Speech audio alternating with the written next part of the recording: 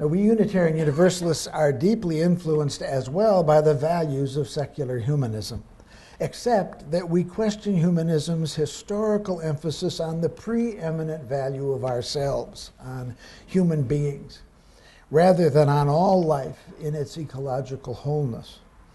And by the same token, we reject secular humanism's tendency toward reductionism. We affirm the mystery of existence as something more than simply causes and effects to be systematically discovered through science. We do not rely exclusively upon empirical and pragmatic evidence. We are inclined instead to bring ourselves, along with all creatures, before this great mystery, allowing experience, emotion, intuition, and metaphor, as well as science, to work through us in our efforts to grasp its meanings. In our worship, we cultivate an appreciation of this mystery on its own terms and as ultimately irreducible.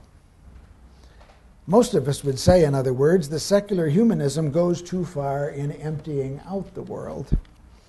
We Unitarian Universalists, including our many religious humanists, tend to see the world in terms of its fairly bursting fullness.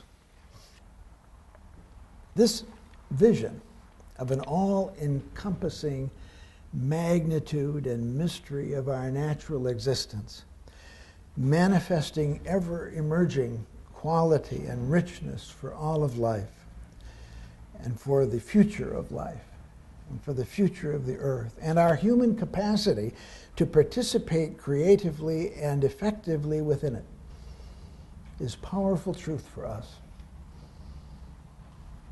At the same time, it leaves us with a further step to take in advancing a liberal faith which persuades, which compels and transforms, which says with urgent moral force, "Come, follow me."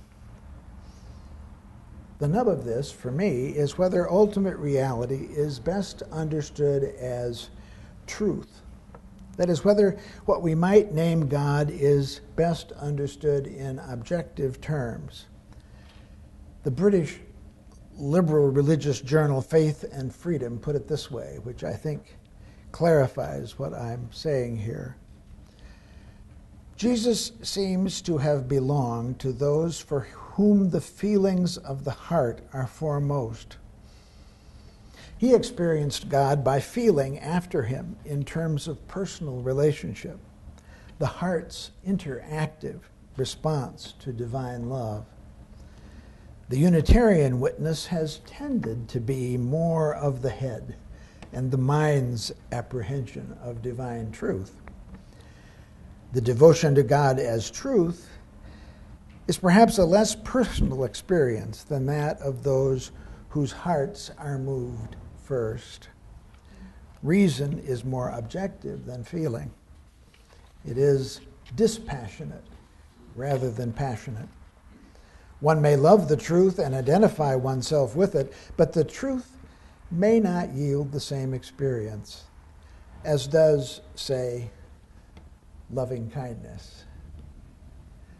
The trouble with this tendency of ours toward objectivity is that while philosophy is dispassionate interest, religion is passionate commitment.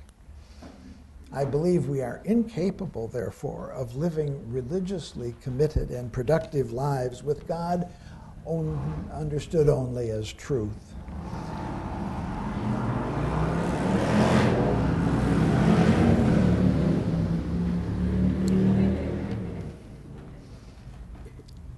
Unless that truth is love. If truth and love are not one, life is barren indeed. But we Unitarian Universalists don't typically experience life as barren, as I've suggested. And where we see life as rich and fruitful, we invariably see operating within it that love that will not let us go. If ultimate truth is love, then it is something which invites us out of ourselves and imparts to us the sense that existence itself is sympathetic. Sympathetic to our best aspirations, that it supports us in our best efforts, whether it be in the nature of things or simply in the sum of human hearts. That existence itself in its true character is creative love, operating within us, through us, and among us. If we Unitarian Universalists can thus describe ourselves as seeking to honor our religious freedom and reason in terms of this profound claim upon us, this claim to participate fully and compassionately and unconditionally in the power of love in the world, if we can proclaim our shared commitment as men and women free to choose and freely choosing love, love that has the power to penetrate the walls of human alienation and indifference, love that demands justice, love that penetrates even the battlements of the powers and principalities, then we have a religious perspective. And I believe we do have a religious perspective, a Unitarian Universalist alternative worthy of the men and women it calls into its fold.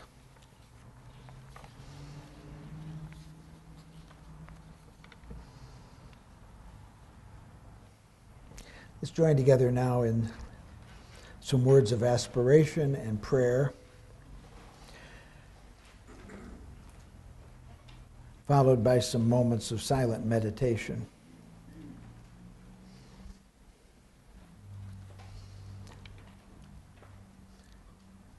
Spirit of truth and love, in which we find our essential unity as a congregation and which is capable of calling up the best in us, and of calling the strongest when we are at our worst. We would have awakened in our hearts this morning a greater awareness of this presence in our lives. We would be prompted in all ways to utilize our creative nature, which we see manifested at its best in our reason when we reason, in our usefulness when we determine to do worthwhile things, in our love when we are able to get out of ourselves, in our compassion when we are able to distinguish between genuine concern and desire for mere self-edification. Instill in us further the willingness, the determination to reach out to each other in the knowledge that through mutual respect, mutual affirmation, mutual dependence and interdependence, mutual seeking, and the strength we find in one another, we may find that unity of mind and spirit to which we aspire. We would be increased in our sensitivity to the potential beauty of life, to the richness of our human experience, which is available to those who seek it sincerely.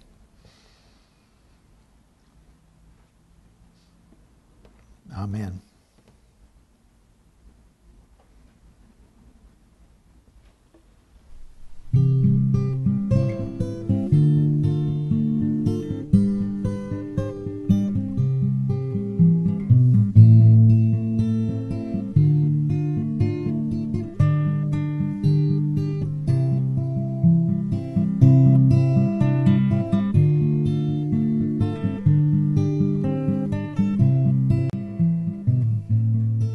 And as usual, we bring this part of our service to a close by turning to our neighbor on either side and saying peace to you this morning.